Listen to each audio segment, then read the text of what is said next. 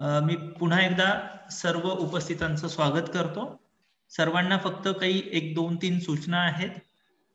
Webinar चालू असताना सर्वांनी स्वतःला म्यूट करा, की ज्यामुळे इतरांना ऐकण्यामध्ये त्रास होणार नाही, तुम्हालाही तो त्रास होणार नाही.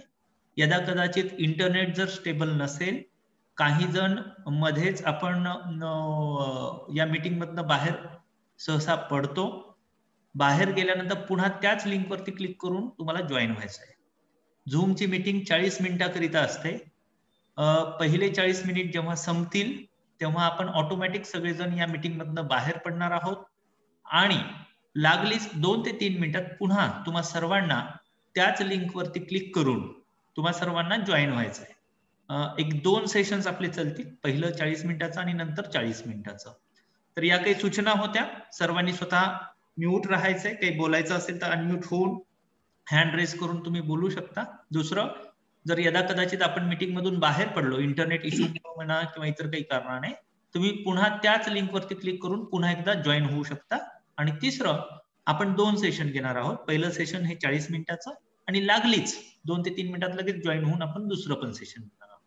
So it was all about some of the instructions, important instructions.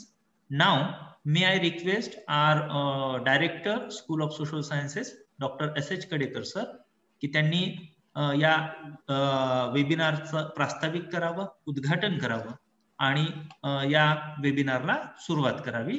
Doctor S.H. Kadekar sir. Okay, thank you sir. Very good afternoon and all. सर्वप्रथम मी या वेबिनारमध्ये सहभागी झालेल्या सर्व विद्यार्थ्यांचे सामाजिक शास्त्रे संकुल विद्यापीठ उपकेंद्र लातूरच्या वतीने हार्दिक स्वागत करतो आणि या वेबिनारच्या आयोजनाचं जे प्रास्ताविक आहे ते मी थोडक्यात आपल्यासमोर मांडतो. मित्रांनो, आपल्याला माहीतच आहे की हा वेबिनार जो आहे तो आपण इकॉनॉमिक्स या विषयामध्ये करिअर करू इच्छिणाऱ्या विद्यार्थ्यांसाठीच खास करून आयोजित केलेला आहे. आणि या वेबिनारचा जो विषय आपण ठेवलेला आहे that is career opportunities after studies in economics. म्हणजे इकॉनॉमिक्सचं नॉलेज घेतल्यानंतर किंवा हायर एज्युकेशनमध्ये ऑप्शनल इकॉनॉमिक्स हा विषय घेऊन उच्च शिक्षण आपण पूर्ण केल्यानंतर किंवा पदवी असेल किंवा पदव्युत्तर शिक्षण असेल ते पूर्ण केल्यानंतर करिअरच्या कुठल्या संधी आपल्याला पुढे उपलब्ध होऊ शकतात या अनुषंगाने आपण या वेबिनारमध्ये माहिती घेणार आहोत. आपण सर्वांनीच अर्थशास्त्र हा विषय शिकलेला आहे, शिकत आहात आणि पुढेही शिकणार आहात. कारण एकदा या शिक्षणाच्या प्रक्रियेमध्ये आपण आलो तर आपल्याला माहीत आहे की learning is a continuous process. शिक्षणाची प्रक्रिया ही सतत चालू असते आणि आपण वेगवेगळ्या गोष्टी शिकत असतो आणि स्वतःला प्रगल्भ करण्याच्या दृष्टिकोनातून प्रयत्न करत असतो. तुम्ही UG किंवा PG केलं म्हणजे आपलं शिक्षण संपलं असा अर्थ होत नाही. कारण उच्च शिक्षण आपण घेत आहोत किंवा घेत असताना बऱ्याचशा गोष्टी आपल्याला नीट समजून शिकून पुढे खूप काही करण्याचा स्कोप या ठिकाणी निर्माण झालेला असतो. तो आपल्याला समजून घेणं गरजेचं असतं. आणि पदवी किंवा पदव्युत्तर शिक्षण पूर्ण केल्यानंतर आपल्या जीवनामध्ये एक टर्निंग पॉइंट असतो की तिथून आपण करिअरला सुरुवात करत असतो. मग आपल्यासमोर असा प्रश्न निर्माण होतो की इकॉनॉमिक्स या विषयामध्ये आपण ग्रॅज्युएट केलेला आहे, पोस्ट ग्रॅज्युएट केलेला आहे आणि आता यानंतर पुढे कुठल्या करिअरच्या संधी उपलब्ध आहेत असा एक प्रश्न आपल्यासमोर सर्वसाधारणपणे उभा असतो. काही संधींबद्दल आपल्याला निश्चितच माहीतही असतं कारण तुम्ही उच्च शिक्षण घेतलेले विद्यार्थी आहात, ग्रॅज्युएट झालेले आहात, काही PG करणारे विद्यार्थी आहात. तर आपल्याला काही संधींची निश्चितच माहिती आहे सुद्धा, असेल सुद्धा. तरी सुद्धा विशेष करून अजून काही नवीन क्षेत्र यामध्ये निर्माण झालेली आहेत का, काही नवीन संधी या ठिकाणी उपलब्ध आहेत का, याच्याबाबतही आपण चौकस असतो. आणि कुठल्या करिअरच्या संधी इकॉनॉमिक्समध्ये ग्रॅज्युएट किंवा पोस्ट ग्रॅज्युएट झाल्याच्या नंतर उपलब्ध होऊ शकतात, या प्रश्नाचे उत्तर देण्यासाठीच आपण या विशेष वेबिनारचं आयोजन या ठिकाणी केलेलं आहे. खरं तर इकॉनॉमिक्सचे स्किलफुल नॉलेज असलेल्या विद्यार्थ्यांसाठी, लोकांसाठी त्या ठिकाणी भरपूर अशा संधी, म्हणजे करिअर मध्ये स्टँड होण्याच्या संधी त्या ठिकाणी उपलब्ध आहेत. फक्त गरज काय आहे की you have to prepare for that. म्हणजे या संधी सगळ्या आपल्याला प्राप्त करण्यासाठी, त्याचा लाभ घेण्यासाठी आपण स्वतः तयार असणं गरजेचं आहे. आता महत्त्वपूर्ण बाब ही अशी आहे की संधी भरपूर त्या ठिकाणी आपल्याला मिळू शकतात, परंतु त्या संधी आपल्याला प्राप्त करण्यासाठी कुठल्या प्रकारचे स्किल त्या ठिकाणी आवश्यक आहेत, ते कसे प्राप्त करता येतील आणि इकॉनॉमिक्समध्ये कसं चांगल्या पद्धतीने करिअर आपल्याला स्टँड करता येईल, या गोष्टीची माहिती आपल्याला असणं गरजेचं असतं. आणि या निमित्ताने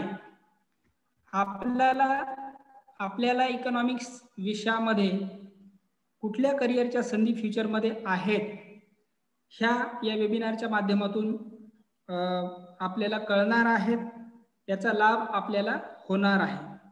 आणि ह्या गोष्टीचा लाभ घेऊन पुढे तुम्ही करिअरमध्ये स्टँड व्हावं, तुमची अपेक्षा उराशी बाळगून आम्ही हा वेबिनार या ठिकाणी आयोजित केलेला आहे. या अनुषंगाने माझे सहकारी डॉक्टर एस कोंडेकर सर आपणास career opportunities after studies in economics या विषयावर सविस्तर माहिती देणार आहेत, सविस्तर मार्गदर्शन करणार आहेत. आणि मला खात्री आहे की या वेबिनारचा आपल्याला नक्कीच लाभ होईल, फायदा होईल आणि करिअरमध्ये स्टँड होण्याच्या ह्या आपल्याला या कार्यक्रमाच्या माध्यमातून समजून येतील. एवढं बोलून मी ह्या प्रोग्रामचं उद्घाटन झालं असं जाहीर करतो आणि माझं प्रास्ताविक या ठिकाणी थांबवतो आणि पुढील मार्गदर्शनासाठी डॉक्टर कोंडेकर सरांना आमंत्रित करतो. Kondekar sir. Thank you sir, thank you very much. I hope I am audible. जर माझा आवाज सर्वांपर्यंत व्यवस्थित येत असेल तर कृपया तुम्ही थंब दाखवा, so that I'll able to understand की तुम्हा सर्वांना माझा आवाज येतो. थंबचं ऑप्शन तुमच्या झूम मोबाईल वरती खालच्या बाजूला रिॲक्शन म्हणून जे असतं तिथं तुम्ही जाऊन दाखवू शकता. काही आमचे पण विद्यार्थी आहेत. ठीक आहे, नेहाला आवाज व्यवस्थित पोहोचतोय. ज्या अर्थी नेहाला ऐकू येतोय त्या अर्थी कदाचित सर्वांना माझा आवाज पोहोचत असेल. Fine. So I again welcome you all. आणि विदाउट वेस्टिंग टाइम डायरेक्टली आपण आपल्या मूळ विषयाला हात घालूया. मला जो विषय दिलेला आहे तो आहे career opportunities after studies in economics. मित्रांनो, मी यापूर्वी काही सूचना दिल्या होत्या, त्या पुन्हा मी रिपीट करतो. आपल्याकडे मोजून 2 सेशन आहेत. त्यातल्या पहिल्या सेशन मधली 10 ते 15 मिनिटं आपली आता आपण संपलेली आहेत. 20 मिनिटं हे सेशन चालेल. त्यानंतर लागलीच दुसरं सेशन, पहिलं सेशन संपल्यानंतर झूम मीटिंग असल्या कारणाने लागलीच दुसरं सेशन पण आपण सुरू करणार आणि पुढच्या 40 मिनिटांमध्ये नंतर मग आपण उरलेला भाग संपवणार आहोत. So I am starting my presentation. As you all know, education system जी आहे भारतामधली, अशामध्येच बघा न्यू एज्युकेशन पॉलिसी तुम्ही ऐकली. न्यू एज्युकेशन पॉलिसी, नवीन शैक्षणिक धोरण आलेलं आहे. आणि तुम्ही जे शिकलेले आहात ते तुम्ही जुन्या शैक्षणिक धोरणानुसार शिकलेले आहेत. जी एक्झिस्टिंग सिस्टम आहे मित्रांनो, ती अशी आहे की आपण 10वी करतो, त्यानंतर 11वी 12वी 2 वर्ष करतो, त्यानंतर आपण ग्रॅज्युएशन करतो आणि नंतर आपण पोस्ट ग्रॅज्युएशनला येतो. याला आपण म्हणतो 10+2+3+2 सिस्टम. फाईन. व्हेअरएज जी नवीन एज्युकेशन पॉलिसी आलेली आहे त्यामध्ये जी सिस्टम आहे ती 5+3+3+4. न्यू एज्युकेशन पॉलिसी वरती आपण बोलणार नाही आहोत. आपण एक्झिस्टिंग जी सिस्टम आहे त्याला धरून आपल्याला पुढे काय संधी आहेत त्याच्यावरती आपण भाष्य करणार आहोत. सो आता सध्याची जी एक्झिस्टिंग सिच्युएशन आहे ती मी जशी सांगितली की आपण 10th करतो, 10वीच्या नंतर आपण 12वी पर्यंतचं शिक्षण घेतो वेगवेगळ्या डिसिप्लिन मध्ये, नंतर आपण ग्रॅज्युएशन करतो आणि नंतर आपण पोस्ट ग्रॅज्युएशन कडे जातो. पण यासोबतच आपण बऱ्याचदा तुम्हा सर्वांना माहिती आहे की 12वीच्या नंतर बरेचसे मुलं डीएड कडे वळतात, बरोबर आहे. डीएड करून मग नंतर ते ग्रॅज्युएशन कडे येतात.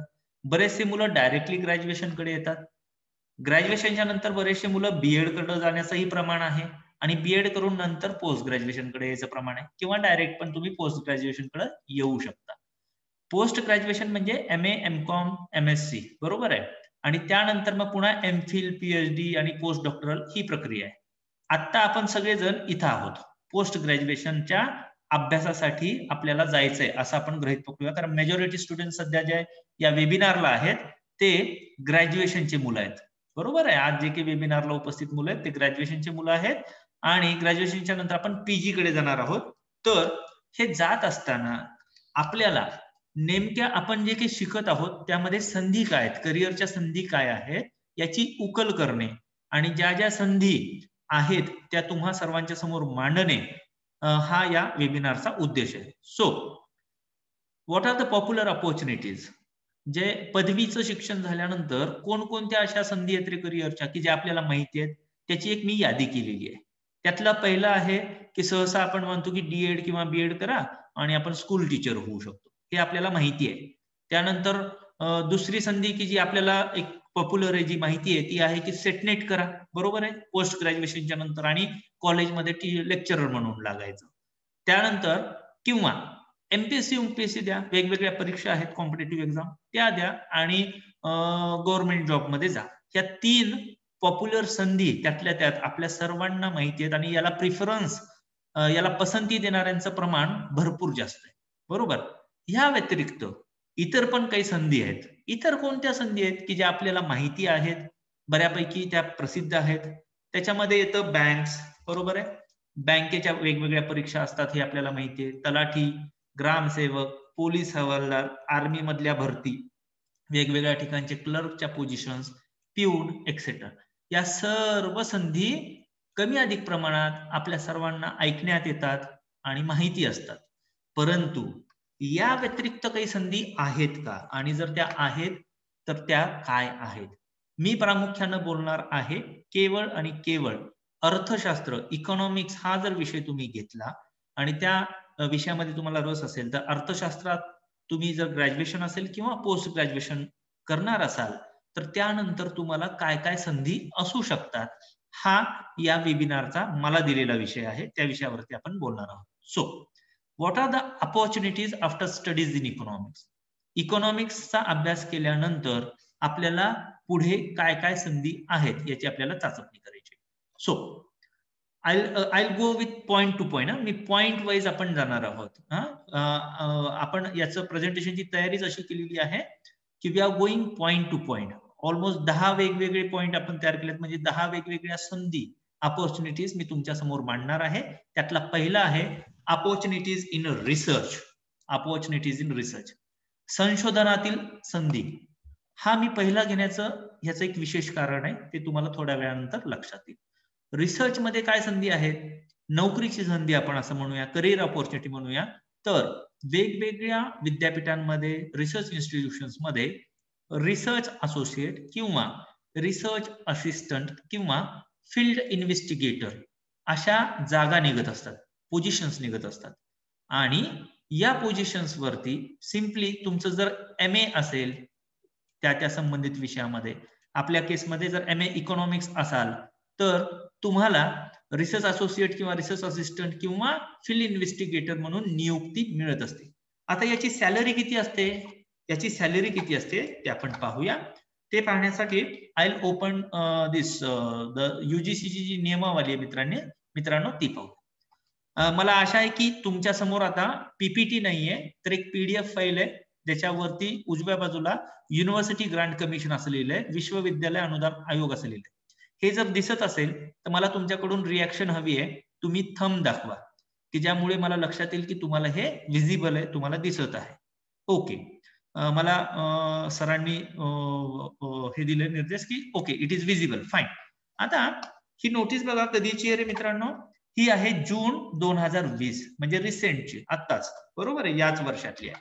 मग याच्यामध्ये जर आपण रिसर्च असिस्टंट, असोसिएट आणि यांच्या जर सॅलरीज बघितल्या की त्या कशा पद्धतीने आहेत, मी स्क्रॉल केलेलं आहे आणि मी खालच्या बाजूला आलेलो आहे.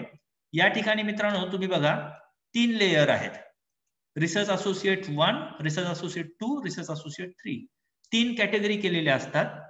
रिसर्च असिस्टंटची जी कमीत कमी सॅलरी होती मित्रांनो ती 36,000 होती पूर्वी. आता ती वाढवून UGC सांगितले की 47,000 रुपीज पर मंथ.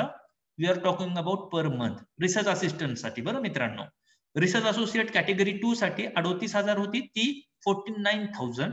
आणि for category 3 40,000 it was, now it is 54,000. This is quite interesting amount. ही खूप चांगली सॅलरी आहे एक व्यवस्थित जीवन व्यतीत करण्यासाठी. शिवाय रिसर्च संशोधनामध्ये असल्यामुळे तुम्हाला त्याचा खूप जास्त फायदा वेगवेगळ्या प्रोजेक्ट्समध्ये मिळू शकतो. मला जे सांगायचं होतं ते इतकंच होतं की हे UGCचं परिपत्रक आहे की ज्याच्यामध्ये सॅलरीज त्यांनी नमूद केल्यात की इतक्या सॅलरीज रिसर्च असिस्टंट किंवा रिसर्च असोसिएटला देणं अपेक्षित आहे.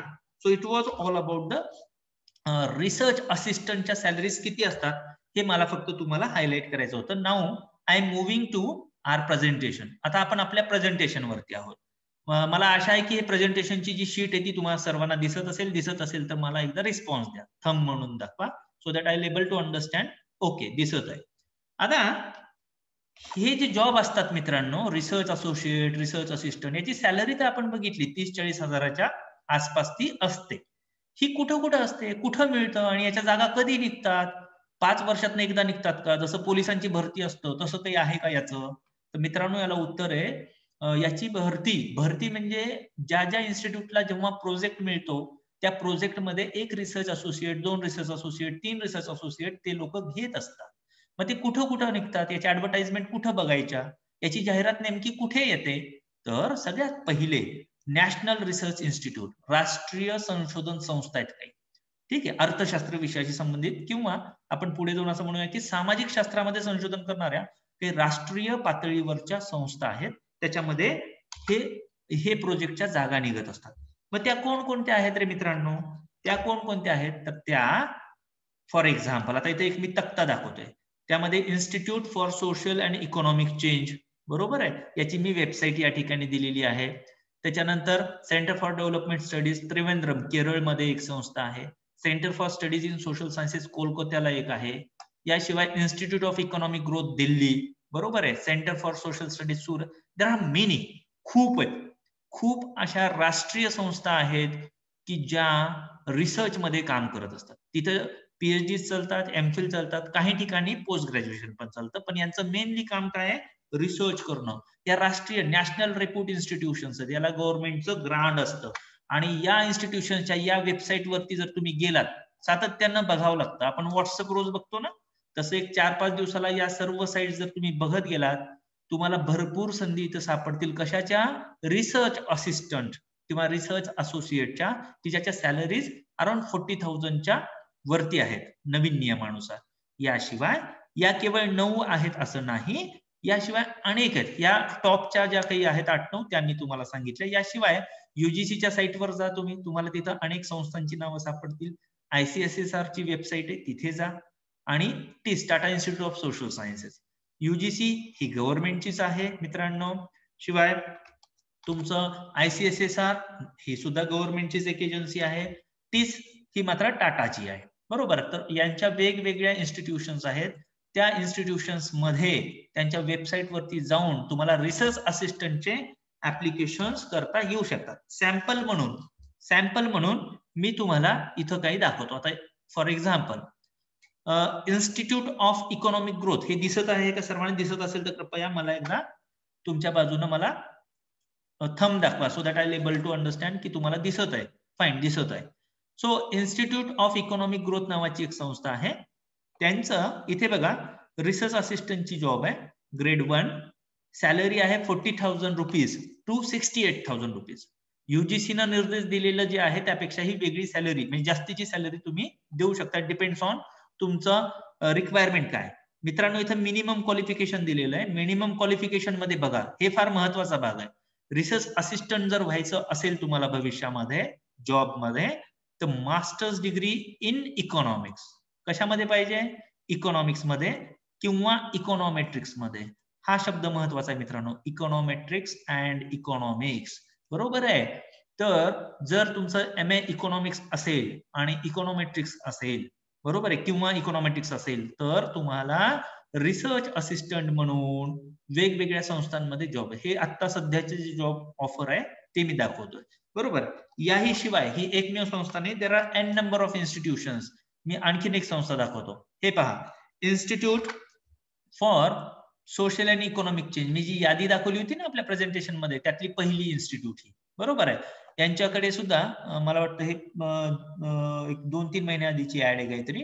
तर इथे बघा, रिसर्च असोसिएट आहे ग्रेड 3 मध्ये, आणि यांना इसेन्शियल क्वालिफिकेशन काय पाहिजे रे?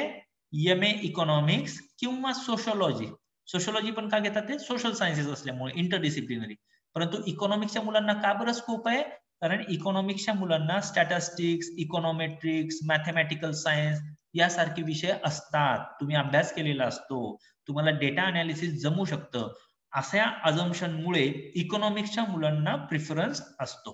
ठीक आहे. हे काही सॅम्पल म्हणून फक्त मी तुम्हाला दाखवले अपॉर्च्युनिटीज जे आहेत. याचं MPSC UPSC सारखं नसतं 4-4 वर्ष ऍडच नाही. त्यांचे जसे प्रोजेक्ट मिळतील दरवर्षी अनेक पोझिशन्स असतात रिसर्च असोसिएटच्या. दुःख हे आहे की चांगले कॅन्डिडेट मिळत नाहीत. हे पहा मित्रांनो, आपण आपल्या स्लाइडची जेव्हा सुरुवात केली, तेव्हा आपण बघितलं की आपल्याला जे सरासरी माहिती असणारे जे काही अपॉर्च्युनिटीज आहेत ते आपण पाहिल्या. बरोबर आहे. इथं हे वेबिनार फक्त आपण यासाठी कंडक्ट केलंय की माहिती नसणाऱ्या इतर कोणत्या संधी आहेत, कुठे कुठे आपल्याला जाता येऊ शकतं. आता फक्त MA इकॉनॉमिक्स झालं म्हणून तुम्ही अप्लाय करू शकता, परंतु तिथं अपॉइंटमेंट करत असताना जेव्हा तुमचा इंटरव्ह्यू होतो तेव्हा तुमचे कौशल्य बघितले जातात. तुमच्याकडे काय आहे, खरोखर इकॉनॉमिक्स मधलं ज्ञान किती. इकॉनॉमिक्स येणं म्हणजे फक्त आणि फक्त थिअरीज येणे नव्हे, तर तुम्हाला वेगवेगळे सॉफ्टवेअर्स हँडल करता यायला पाहिजे, डेटा अनालिसिस करता यायला पाहिजे, मॉडेलिंग यायला पाहिजे, तुम्हाला इकॉनॉमेट्रिक्स सारखा विषय यायला पाहिजे, स्टॅटिस्टिकल मेथड्स यायला पाहिजे. आणि या सर्व गोष्टी जर तुमच्यामध्ये ठासून भरलेल्या असतील तर निश्चितच या सर्व इन्स्टिट्यूशन्स मध्ये तुम्हाला खूप साऱ्या संधी आहेत, खूप साऱ्या संधी. असे अनेक विद्यार्थी मी पाहिलेले आहेत की जे फक्त रिसर्च ऍक्टिव्हिटीज मध्ये इन्व्हॉल्व आहेत. त्यांची सॅलरी पण छान असते आणि करिअरच्या दिशेनंही त्यांना ते खूप फायद्याचं असू शकतं. So it was all about the research assistant in national reputed institution. त्यांच्या सॅलरीज किती असतात ते पाहिलं. ज्या रेप्युटेड इन्स्टिट्यूशन्स आहेत ते सुद्धा मी तुम्हाला इथं हायलाइट करून सांगण्याचा प्रयत्न केलेला आहे. सो हे झालं एक फक्त. मित्रांनो, आता आपल्याकडे 10 मिनिट राहिलेले आहेत. 10 मिनिटं हे आपलं सेशन चालेल. त्यानंतर आपण पुढच्या सेशन मध्ये उरलेला भाग कव्हर करणार आहोत. आपण आता पहिल्याच भागावर, बरोबर आहे. मग याशिवाय इतर कोणते ठिकाण आहेत रिसर्च असिस्टंटसाठी? हे आतापर्यंत आपण बघितलं फक्त नॅशनल रिसर्च इन्स्टिट्यूट. तर याशिवाय मित्रांनो आपल्याला जे केंद्रीय विद्यापीठ आहेत, central university department, state university, राज्य विद्यापीठ, जसं की नांदेड विद्यापीठ हे एक स्टेट युनिव्हर्सिटी आहे. सेंट्रल युनिव्हर्सिटी JNU आहे, हैदराबाद सेंट्रल युनिव्हर्सिटी आहे. गव्हर्नमेंटचे वेगवेगळे प्रोजेक्ट असतात. यशोदा नावाची संस्था आहे पुण्याला, की ज्यांनी ह्युमन डेव्हलपमेंट इंडेक्स तयार केला प्रत्येक जिल्ह्याचा. तर त्या प्रोजेक्टमध्ये आपल्या विद्यापीठातली ही लोक होते. आपल्या विद्यार्थ्यांनी याच्यामध्ये काम केलेलं आहे ह्युमन डेव्हलपमेंट इंडेक्स मध्ये. वेगवेगळ्या NGOज आहेत. प्रथम सारखी NGO आहे की जी असर नावाचा रिपोर्ट काढते प्रायमरी एज्युकेशन वरती. ठीक आहे. हा गव्हर्नमेंटला सबमिट होतो. याच्यामध्ये सुद्धा रिसर्च असिस्टंट म्हणून तुम्हाला जॉब्स आहेत. आणि शिवाय कॉर्पोरेट सेक्टरमध्ये अनालिस्ट म्हणून सुद्धा तुम्हाला घेतलं जाऊ शकतं. So it was all about the research associate म्हणून तुम्हाला काम करता येऊ शकतं. याशिवाय वेगवेगळ्या फेलोशिप्स असतात मित्रांनो. रिसर्च इन्स्टिट्यूट, अदर गव्हर्नमेंटच्या फेलोशिप असतात. फेलोशिप मध्ये किती असतात फेलोशिप याचा एक आपण अंदाजा घेऊया. UGCचं आपण इथं पत्र काढलेलं आहे. इथं मी स्क्रॉल करतो आणि वरती जातो. वरती गेल्यानंतर मित्रांनो तुम्हाला इथं लक्षात येईल ही ज्युनियर रिसर्च फेलोशिप आहे. ही बघा 31,000 रुपये प्रति महिना ही फेलोशिप आहे. वेअरॅज सिनियर रिसर्च फेलोशिप म्हणून आहे खाली या ठिकाणी. या सिनियर रिसर्च फेलोशिप मध्ये तुम्हाला 35,000 रुपये तुम्हाला सॅलरी आहे. So it was all about the fellowships. It was all about the fellowship. Now will move to the our presentation. स्वतःचे प्रोजेक्ट पण तुम्हाला टाकता येऊ शकतात, पण त्यासाठी एक इन डेप्थ तुमचं नॉलेज पाहिजे. आधी तुम्ही या वेगवेगळ्या प्रोजेक्टमध्ये काम केलेलं पाहिजे. So it was all about the research opportunities. बरोबर आहे. Number 2, opportunities in different institutions. वेगवेगळ्या संस्थांमध्ये काय आहेत अपॉर्च्युनिटी. त्यातली नंबर 1, रिसर्च ऑफिसर म्हणून तुम्हाला आरबीआय मध्ये जागा आहे. परंतु या लिंक वरती जाऊन तुम्हाला सातत्यानं बघावं लागतं की आपल्याला ते ऍडव्हर्टाइजमेंट केव्हा निघते. कुठल्या डिपार्टमेंटमध्ये आहे? Department of economic analysis and policy मध्ये. ठीक आहे. नंबर 2, ऍग्रिकल्चरल सायंटिस्ट म्हणून पण तुम्हाला संधी आहे. कशामध्ये? कुठं आहे? तर दॅट इज इन द ऍग्रिकल्चरची एक वेगळी आपली ऑर्गनायझेशन किंवा एक डिफरंट एक ब्रांच आहे गव्हर्नमेंटची. त्याच्यामध्ये ऍग्रिकल्चरल सायंटिस्ट म्हणून सुद्धा तुम्हाला संधी आहेत. त्यानंतर इन्व्हेस्टिगेटर अँड अनालिस्ट म्हणून तुम्हा सर्वांनी हे ऐकलं असेल बघा, अर्थ व सांख्यिकी विभाग, जिल्हा अर्थ व सांख्यिकी विभाग प्रत्येक जिल्ह्याला असतं. ठीक आहे. Statistical department, district statistical department असतं. त्याच्यामध्ये तुम्हाला इन्व्हेस्टिगेटर किंवा अनालिस्ट म्हणून सुद्धा जॉब आहेत. फक्त ते कुठे आहेत, कसे आहेत, त्यासाठी तुम्हाला सातत्याने एम्प्लॉयमेंट न्यूज बघणे किंवा या एजन्सीजच्या वेबसाईट वरती जाणे, त्याच्यावरती लक्ष ठेवणं ते मात्र आवश्यक आहे. याशिवाय नाबार्ड मध्ये सुद्धा, नाबार्ड आपली ऍग्रिकल्चर डेव्हलपमेंटची बँक आहे केंद्रीकृत. बरोबर आहे. त्याच्या वेबसाईट वरती जा, भरपूर सारा तिथं संधी मिळतात. त्याच्यामध्येही मेनली क्वालिफिकेशन ज्यांचं इकॉनॉमिक्स आहे त्यांना प्रिफरन्स मिळतोच मिळतो. शिवाय काही अपॉर्च्युनिटीज फायनान्शियल इन्स्टिट्यूशन्स मध्ये आहेत, बऱ्याचशा अपॉर्च्युनिटीज इन्शुरन्स कंपनीज मध्ये आहेत आणि बऱ्याचशा कंपनीज स्टॉक मार्केटमध्ये पण आहेत. या प्रत्येक एकावरती स्वतंत्र 2-2 तासाचं सेशन होऊ शकतं. या वेबिनारचा उद्देश इतकाच आहे की तुमच्या समोर फक्त वेगवेगळे ऑप्शन्स तुमच्या समोर आणणे, ज्याला कुणाला जो ऑप्शन आवडतो त्या ऑप्शनच्या दिशेने तुम्हा सर्वांना, तुम्हा प्रत्येकाला आपल्या आपल्या आवडणाऱ्या ऑप्शनला डोळ्यासमोर ठेवून पुढे जायचंय. मार्ग दाखवायचं काम हे फक्त या वेबिनारचा उद्देश आहे. Now will move further. आता आपण म्हणतो अपॉर्च्युनिटीज इन फायनान्शियल इन्स्टिट्यूशन्स, वित्तीय बाजार. बरोबर आहे. आता जेव्हा केव्हा सहज विद्यार्थ्यांना विचारलं जातं जे इकॉनॉमिक्सचा अभ्यास करतात, मग ते बीकॉम मधले असू, लॉ मधले असू, बीएचे असू, त्यांना फक्त एक माहिती असते की बँकांमध्ये जॉब असतात. Actually more than that, there are huge opportunities in different market. तर फिनान्शियल मार्केटमध्ये हे सर्व भाग बँकिंग मध्ये येतो मित्रांनो, आपण कुठं ना कुठं ऐकलेला असतो. तर सरासरी आपण फिनान्शियल मार्केटचे 2 भाग पडतो, मनी मार्केट, कॅपिटल मार्केट. बरोबर आहे. आता मनी मार्केटमध्ये काय असतं आणि कॅपिटल मार्केटमध्ये काय असतं, तर पहा इथं पहिले आपण मनी मार्केट घेऊया. मनी मार्केटमध्ये ऑर्गनाइज, संघटित बाजार.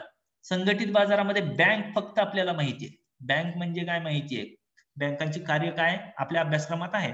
कॉल मनी मार्केट, बिल मार्केट काय, ट्रेजरी मार्केट काय किंवा कमर्शियल बिल्स काय आहेत, या गोष्टींचा अभ्यास तुमचा व्हायला पाहिजे.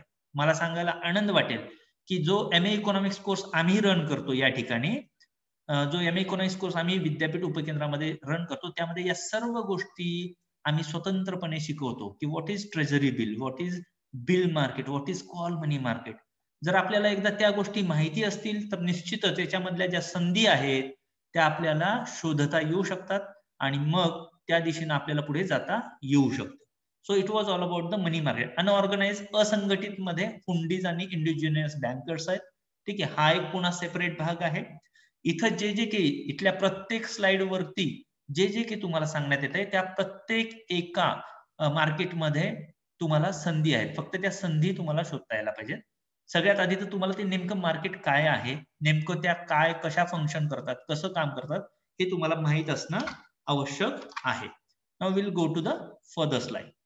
कॅपिटल मार्केट मित्रांनो बघा, कॅपिटल मार्केटमध्ये पुन्हा संघटित मार्केट आपण म्हणतो आणि अनऑर्गनाइज. कॅपिटल मार्केट मधलं जे स्टॉक मार्केट आहे हे सर्वांनी ऐकलंय. बरोबर आहे. स्टॉक मार्केट म्हणजे आपल्याला वाटतं शेअर्सची देवाणघेवाण होते. स्टॉक मार्केट म्हणजे फक्त शेअर्सची देवाणघेवाण नव्हे, तर त्याच्यामध्ये गव्हर्नमेंट बॉन्ड मार्केट येतं, कॉर्पोरेट सेक्युरिटीज येतात. बरोबर आहे.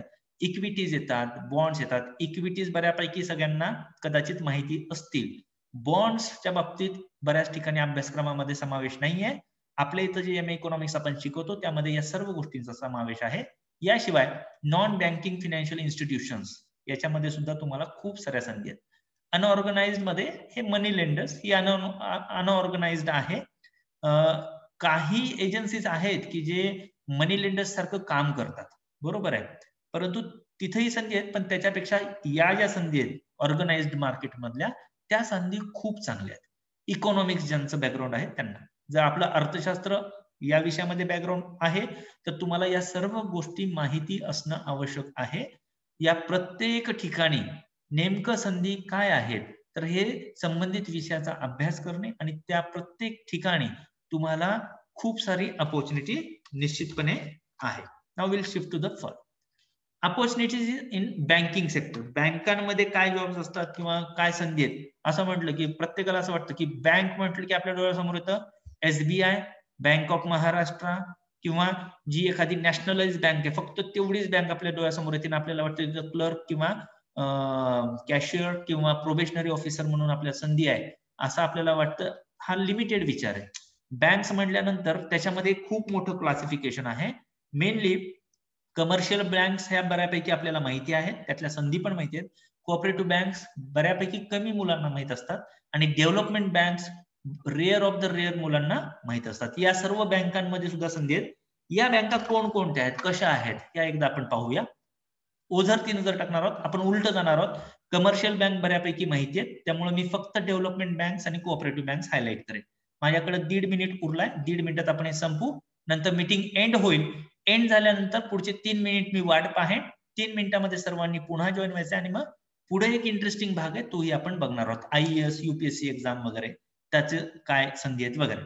डेव्हलपमेंट बँक्स मध्ये मित्रांनो इंडस्ट्रियल डेव्हलपमेंट बँक्स आहेत, त्यामध्ये ऑल इंडिया लेवलला काही आहेत, स्टेट लेवलला काही आहेत. ऑल इंडिया लेवलला IDBI, IFCI, ICICI वगैरे बँक्स आपल्या आजूबाजूला बऱ्यापैकी दिसतात. सिडबी नावाची जी आहे ती पण आहे. स्टेट लेवलला पहा SFC आहे, SIDC आहे. आणि एक्झिम बँक म्हणजे काय, एक्सपोर्ट इम्पोर्ट बँक, आयात निर्यातीची बँक आहे. याच्यामध्ये सुद्धा इकॉनॉमिक्सच्या मुलांना संधी आहे. आणि ऍग्रिकल्चर डेव्हलपमेंट बँक मध्ये मित्रांनो जी अपेक्स बँक आहे that is NABARD. So the things are, ज्या ज्या काही गोष्टी आपण या स्लाइड्स मध्ये पाहत आहोत या सर्व ठिकाणी तुम्हाला अनेक संधी आहेत. आपला 1 मिनिट संपत येतोय, आपण इथं थोडासा पॉज घेऊ. मीटिंग आपली एंड होईल. एंड झाल्यानंतर लागलीच 2 ते 3 मिनिटात सर्वांनी जॉईन व्हायचंय. आपण इथूनच सुरुवात करणार आहोत या स्लाइड पासून. So I will take pause here आणि आपला जो पुढचा भाग आहे तो पुढच्या सेशन मध्ये पाहूया. तो कुणाला काही प्रश्न असतील तर उपस्थित करा, विचारा.